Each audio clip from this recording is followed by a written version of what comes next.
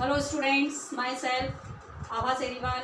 आज मैं आपको 12th का अकाउंट पढ़ाऊँगी, जिसमें हम लेंगे आज second chapter accounting for partnership fundamental. Accounting for partnership fundamental means basic, मतलब पार्टनरशिप के बेसिक के बारे में आज हम पढ़ेंगे कि पार्टनरशिप क्या होती है। 11th क्लास में आपने सोल प्रोप्राइटरशिप पढ़ी थी। सोल प्रोप्राइटर जिसमें बिजनेस का ऑनर सिर्फ ओनली वन पर्सन होता है और बिजनेस में कैपिटल भी वही इंट्रोड्यूस करता है, बिजनेस को मैनेज भी वही करता है और बिजनेस से जितना भी प्रॉफिट होता है वो उसका अकेला ऑनर होता है। ये sole proprietorship. But limited capital होने के कारण, लिमिटेड मैनेजरियल स्किल्स होने के कारण और बहुत ज़्यादा रिस्क होने के कारण सोल प्रोप्राइटरशिप कि इन्हीं लिमिटेशंस के कारण पार्टनरशिप का ओवरकम हुआ। पार्टनरशिप जो 2 और मोर पर्सन का एक ग्रुप होती है, जिसमें 2 या 2 से अधिक लोग मिलकर एक साथ बिजनेस करते हैं और बिजनेस का जो भी प्रॉफिट होता है उस प्रॉफिट को शेयर करते हैं। क्योंकि 2 और मोर पर्सन के बीच का एक एग्रीमेंट होता है पार्टनरशिप, इसीलिए पार्टनरशिप के लिए एक एक्ट इंडियन गवर्नमेंट के द्वारा बनाया गया है, जिसे इंडियन पार्टनरशिप एक्ट 1932 कहा गया है। 1932 इसलिए क्योंकि ये 1932 में बना था, इसलिए इसके आगे 1932 लगाया गया है। और इसके सेक्शन 4 में पार्टनरशिप को डिफाइन किया गया है। वो क्या है देखिए आप, द रिलेशन बिटवीन 2 और मोर पर्सन्स। रिलेशन बिटवीन 2 और मोर पर्सन्स, मतलब पार्टनरशिप क्या है, 2 या 2 से अधिक पर्सन्स के बीच की एक रिलेशनशिप है। Who have agreed to share the profit, जो बिजनेस के प्रॉफिट को शेयर करने के लिए एग्री होते हैं। Of a business carried by all or any of them acting for all, जिसमें बिजनेस उन सबके द्वारा चलाया जाता है या उनमें से किसी एक के द्वारा बिजनेस रन किया जाता है। ये हो गई आपकी पार्टनरशिप की डेफिनेशन कि पार्टनरशिप 2 या 2 से अधिक व्यक्तियों का एक ग्रुप है, जिसमें के बीच में एक एग्रीमेंट होता है कि वह बिजनेस को मिलकर करेंगे और बिजनेस से जो भी प्रॉफिट होगा वो आपस में उसको शेयर करेंगे। अब प्रॉफिट कैसे शेयर करेंगे, वो उन दोनों जितने भी पार्टनर्स होते हैं उनके आपसी कंस्टेंट के ऊपर होता है, उनके आपसी एग्रीमेंट के द्वारा होता है। अब हम पढ़ेंगे इसके फीचर्स, पार्टनरशिप के क्या फीचर्स हैं। Number 1 is legal agreement. सबसे पहला हमको डेफिनेशन से ही इसकी कैरेक्टरिस्टिक्स, इसके फीचर्स मिल जाएंगे कि पार्टनरशिप एक लीगल एग्रीमेंट होती है। लीगल एग्रीमेंट मतलब किसी भी काम को करने का एक सही तरीका। लीगल एग्रीमेंट होता है पार्टनर्स के बीच में। नंबर ऑफ पार्टनर्स, अब पार्टनर्स कितने होने चाहिए, ये पार्टनर्स की आपसी सहमति के ऊपर डिपेंड करता है, लेकिन कम से कम पार्टनर 2 होने चाहिए और मैक्सिमम 20 पार्टनर्स हो सकते हैं। Division of profit, profit partnership का मेन कैरेक्टरिस्टिक्स क्या है, जो बिजनेस का प्रॉफिट है उसको पार्टनर्स को आपस में शेयर करना है। अनलिमिटेड लायबिलिटी, अनलिमिटेड लायबिलिटी का मीनिंग होता है कि अगर बिजनेस में कोई प्रॉब्लम हो जाती है, पार्टनरशिप फॉर्म में कोई लॉस हो जाती है, तो पार्टनर्स की जो लायबिलिटी होती है वो अनलिमिटेड होती है। अनलिमिटेड मीन्स उनको अपनी पर्सनल असेट्स को यूज़ करके भी बिजनेस को बचाना होता है। Transfer of interest, transfer of interest, interest का मतलब है उनका शेयर। जैसे कि पार्टनर्स का जो फॉर्म में शेयर होता है वो पार्टनर्स खुद ही यूज़ करेंगे उसको, किसी अन्य पर्सन को वो उसको ट्रांसफ़र नहीं कर सकते।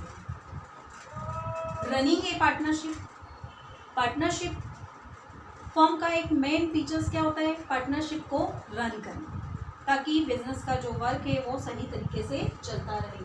ये है फीचर्स पार्टनरशिप के। अब पार्टनरशिप पढ़ी हमने कि पार्टनरशिप क्या होती है, उसके फीचर्स देखें कि एक तरह से लीगल एग्रीमेंट है इसमें 2 और मोर पर्सन के बीच में। तो जब एग्रीमेंट होता है तो एग्रीमेंट या तो ओरल भी हो सकता है और रिटन भी हो सकता है। बट अगर एग्रीमेंट रिटन होता है तो वो फ्यूचर के लिए अच्छा होता है।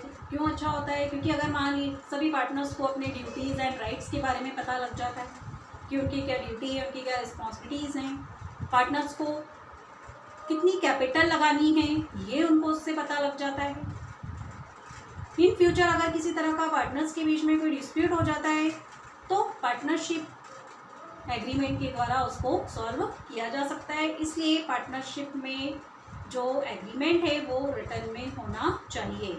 जी हाँ, हमारा अगला टॉपिक यही है, पार्टनरशिप डीड या पार्टनरशिप एग्रीमेंट भी आप इसको कह सकते हैं। अब पार्टनरशिप डीड क्या है? पार्टनरशिप डीड क्या है? देखिए, it is a written agreement. ये क्या है? एक रिटन एग्रीमेंट है बिटवीन पार्टनर्स के बीच में, which lays down the mutual rights, duties and responsibilities. जो पार्टनर्स की म्यूचुअल राइट्स, उनकी ड्यूटीज और उनकी रिस्पॉन्सिबिलिटीज को शो करता है। अब इसके मेन कंटेंट्स देखिए आप कि इसमें एक्चुअल में होता क्या है पार्टनरशिप में डीड में।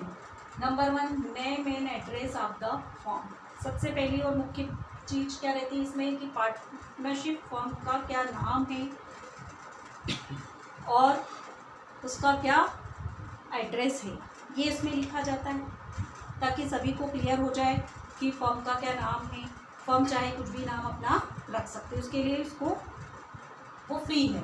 Nature and scope. Nature and scope में फर्म को ये डिसाइड करना होता है कि फर्म का नेचर क्या रहेगा, उसका बिजनेस का स्कोप क्या, किस टाइप का वो बिजनेस करेगी, बिजनेस का स्कोप क्या रहेगा। स्कोप मीन्स जैसे कि वो प्रोविंशियल बिजनेस करेगी, लोकल बिजनेस करेगी, प्रोविंशियल बिजनेस करेगी, स्टेट लेवल पे करेगी या नेशनल लेवल पे करेगी या इंटरनेशनल लेवल पे करेगी। ये सारी चीज़ें उसको इसमें शो करना है। इसके बाद है name and address of partners. Firm के जितने भी पार्टनर्स हैं उन सबके नेम लिखे जाते हैं इसमें और साथ में उनके एड्रेस भी इसमें शो किए जाते हैं। Duration of partnership. अब किसी भी फर्म को बनाने का एक टाइम होता है तो उस ड्यूरेशन को उसमें शो करना है कि अगर मान लीजिए कि फर्म को एक निश्चित समय के लिए बनाया गया है, जैसे 5 ईयर्स के लिए बनाया गया है या 10 ईयर्स के लिए बनाया गया है या किसी काम को पूरा करने के लिए बनाया गया है, जैसे मान लीजिए कि किसी सड़क को बनाने का कॉन्ट्रैक्ट 2 या 3 लोगों ने मिलकर लिया है, तो उसमें पूरा उसमें मेंशन कर देना चाहिए कि इतने टाइम के लिए पार्टनरशिप फर्म को बनाया गया है। Duties and rights of partners.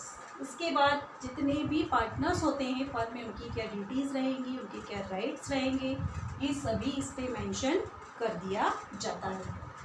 Capital of partners. More important thing कि पार्टनर्स की क्या कैपिटल रहेगी, क्या वो कैपिटल बराबर लगाएंगे या कम ज़्यादा लगाएंगे, ये सारी चीज़ें पार्टनरशिप डीड में लिख दी जाती हैं। Drawing bye partners. अब पार्टनर्स को जब अपने घर खर्च के लिए, अपने निजी उपयोग के लिए, पर्सनल एक्सपेंसेस के लिए कैश की या गुड्स की ज़रूरत होती है तो वो फर्म से विड्रॉ करते हैं अमाउंट। तो कब कब कौन कौन पार्टनर फर्म से कितना कितना अमाउंट विड्रॉ कर सकते हैं, ये भी पार्टनरशिप डीड में क्लियर लिख दिया जाता है। Salary and commission. किस पार्टनर को सैलरी मिलेगी, किसको कमीशन मिलेगा, ये इसमें शो किया जाता है। कुछ पार्टनर्स ऐसे होते हैं जो फर्म में ज़्यादा काम करते हैं, कुछ पार्टनर्स सिर्फ नाम के होते हैं फर्म में। तो जो पार्टनर फर्म में ज़्यादा काम करते हैं तो उनको उनका एक्स्ट्रा बेनिफिट सैलरी के रूप में मिलना चाहिए। कोई फर्म का जो गुड्स है वो सेल करवाते हैं तो उनको सेलिंग कमीशन मिलना चाहिए। तो किसको क्या कितना अमाउंट मिलेगा वो भी इसमें क्लियर लिख दिया जाता है। Division of profit, most important, जिसके लिए पार्टनरशिप की जाती है ना।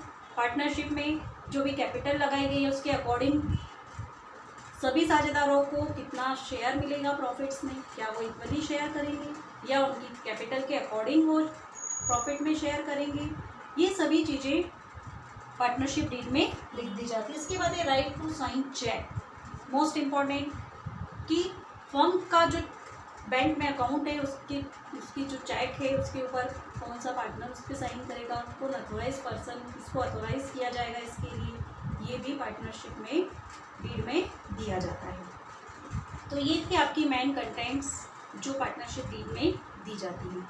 आज मैंने आपको पार्टनरशिप वाले चैप्टर में 3 चीज़ें बताई हैं। पार्टनरशिप एक्ट की डेफिनेशन, सेकेंड थिंग फीचर्स और पार्टनरशिप एग्रीमेंट या पार्टनरशिप डीड। अब इससे आगे की जो चीज़ें हैं वो मैं आपको अगले वीडियो में बताऊंगी। इसमें अभी आपको जैसे मान लीजिए कि पार्टनरशिप डीड नहीं है तो आपको क्या करना है ना, इनसे सबसे बेस्ट क्वेश्चन रहेंगे आपके आगे जो हम आपको नेक्स्ट वीडियो में बताएंगे। Thank you.